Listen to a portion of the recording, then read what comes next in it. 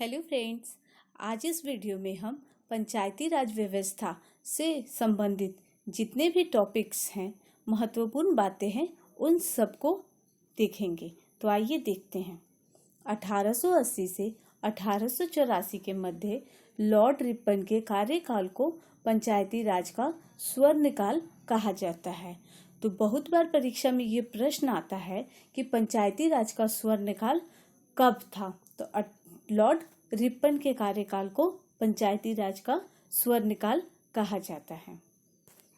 पंचायती राज व्यवस्था जो है, यह ग्रामीण भारत की स्थानीय स्वशासन की प्रणाली है।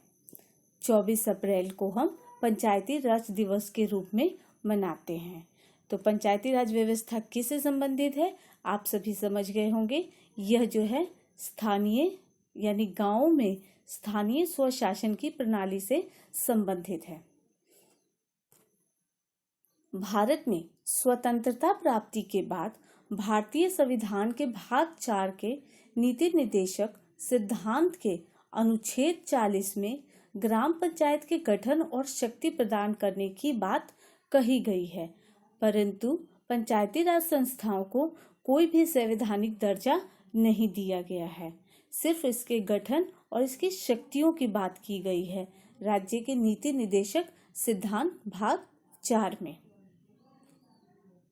पंचायती राज व्यवस्था को लागू करने के लिए समय समय पर कई समितियों का गठन हुआ है, जिसमें भिन्न भिन्न समितियों ने सत्ता के विकेंद्रीकरण के लिए भिन्न भिन्न सिफारिशें और सुझाव दिए हैं। तो ये जितनी भी समितियां बनी हैं, इस पे मैं शॉर्ट वीडियो बना चुकी हूँ। डिटेल में जानने के लिए आप वीडियो को देखिए प्लेलिस्ट में जाके। अभी हम इससे पंचायती राज व्यवस्था से जो जुड़ी समितियां हैं, उसके मुख्य बिंदुओं पर बात करेंगे, और डिटेल में जाने के लिए आप प्लेलिस्ट में जाकर वीडियो देख सकते हैं। आइए देखते हैं। सब पंचायती राज व्यवस्था के लिए सबसे पहले जो समिति बनी, वह बनी बलवंत राय मेहता समिति। यह 1957 में बनी। बलवंत राय मेहता समिति ने क्या क्या सिफारिशें की? बलवंत राय मेहता समिति ने कहा, त्रिस्तरीय पंचायती राज व्यवस्था का सुझाव उन्होंने ही दिया।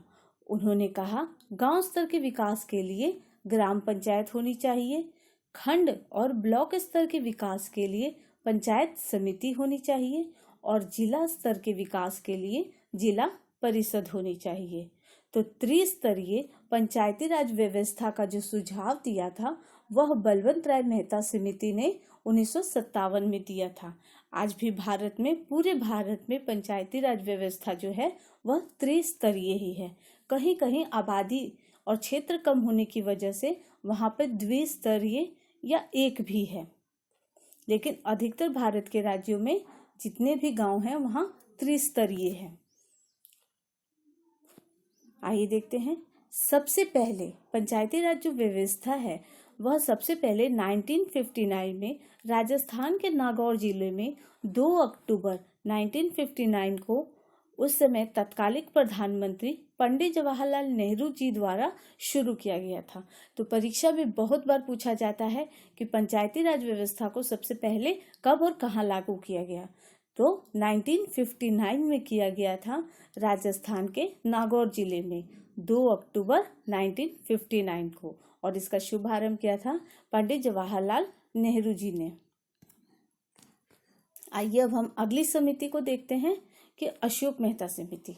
अशोक मेहता समिति जो है वो 1977 में आई थी। इसने द्विस्तरीय पंचायती राज व्यवस्था का सुझाव दिया था। तो बलवंत राय मेहता जो समिति थी, उसने त्रिस्तरीय पंचायती राज व्यवस्था का सुझाव दिया था, और अशोक मेहता समिति जो है, इन्होंने द्विस्तरीय पंचायती राज व्यवस्था का सुझाव दिया था। आइए देखते हैं अब हम जीवी के राव समिति। यह समिति 1985 में गठित हुई, और इस समिति का जो मुख्य सिफारिश थी, वह थी 4 स्तरीय पंचायती राज का सुझाव देना। इन्होंने कहा, राज्य स्तर पर विकास के लिए राज्य विकास परिषद होना चाहिए, जिला स्तर पर विकास के लिए जिला परिषद होना चाहिए, मंडल स्तर पर विकास के लिए मंडल पंचायत होनी चाहिए, और ग्राम स्तर पर विकास के लिए ग्राम सभा होनी चाहिए। तो बलवंत राय मेहता समिति ने त्रिस्तरीय का सुझाव दिया था, अशोक मेहता समिति ने द्विस्तरीय का दिया था और जीवी के राव समिति ने 4 स्तरीय पंचायती राज व्यवस्था का सुझाव दिया था। अगली समिति जो बनी वह बनी सिंघवी समिति। यह 1986 में बनी। इस समिति ने पंचायती राज को संवैधानिक मान्यता देने की बात कही। इससे पहले की जो 3 समितियां बनी उसमें कहीं भी संवैधानिक मान्यता देने की बात नहीं कही गई थी। इस समिति की मुख्य सिफारिश थी कि न्याय पंचायतों की स्थापना की बात इसने कही थी। किसने? सिंघवी समिति ने 1986 में। थुंगन समिति 1988 में बनी। इस समिति ने कहा पंचायती राज को संवैधानिक मान्यता देना चाहिए और इस समिति ने कहा कि पंचायती राज संस्थाओं का जो कार्यकाल होना चाहिए वह 5 वर्ष का होना चाहिए। अगली समिति थी गॉडगिल समिति। 1988 में इसका गठन हुआ। इस समिति ने भी संवैधानिक मान्यता की बात कही। पंचायतों के चुनाव के लिए राज्य चुनाव आयोग होना चाहिए। यह इस समिति की मुख्य सिफारिश थी।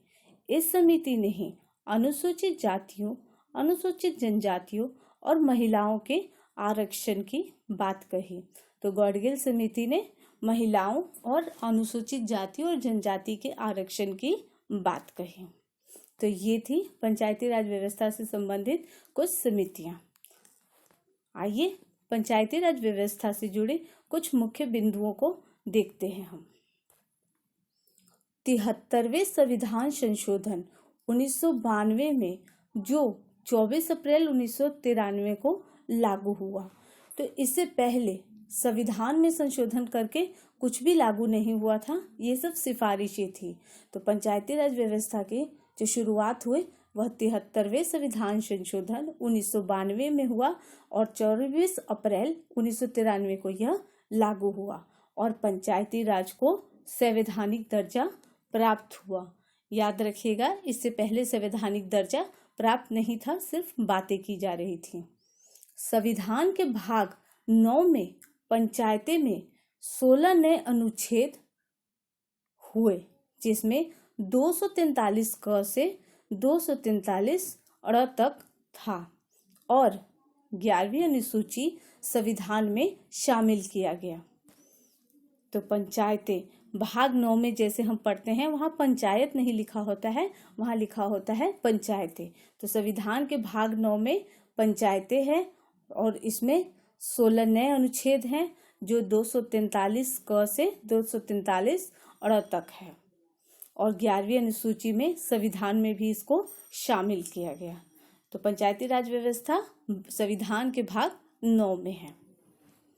11वीं अनुसूची, जो 11वीं अनुसूची थी, पंचायतों के कार्य के निर्धारण के लिए क्या 29 विषय कार्य क्षेत्र को संविधान में शामिल किया गया। तो 11वीं अनुसूची में क्या है? पंचायतों के कार्य निर्धारण के लिए 29 विषय हैं। इसे आप जरूर ध्यान रखिएगा। राज्य चुनाव आयोग की स्थापना अनुच्छेद 243 ट में है। अनुच्छेद 243 के आधार पर यह किया गया है। बिहार राज्य चुनाव आयोग की स्थापना। बिहार राज्य चुनाव आयोग की स्थापना 1966 में हुआ। वर्तमान में दीपक प्रसाद बिहार राज्य निर्वाचन आयोग के मुख्य चुनाव आयुक्त हैं। तो बिहार में त्रिस्तरीय पंचायती राज व्यवस्था लागू है। बिहार राज्य पंचायती राज अधिनियम 2006 के तहत महिलाओं को 50% आरक्षण देने की बात करता है, मतलब आरक्षण दिया गया है। कौन से अधिनियम? पंचायती राज अधिनियम 2006 के तहत। पंचायती राज व्यवस्था में अनुसूचित जाति, अनुसूचित जनजातियों को अनुच्छेद 243 घ और 243 डी के तहत आरक्षण दिया गया है, जो पंचायतों में जनसंख्या के अनुपात में प्राप्त है। तो ये था आपका पंचायती राज व्यवस्था और उससे जुड़े अनुच्छेद और अनुसूचियां। तो उम्मीद करती हूँ आपको ये वीडियो पसंद आया होगा। ऐसी ही नई जानकारियों के लिए मेरे चैनल के साथ जुड़े रहें। ज़्यादा से ज़्यादा लाइक एंड सब्सक्राइब करें और शेयर करें। धन्यवाद।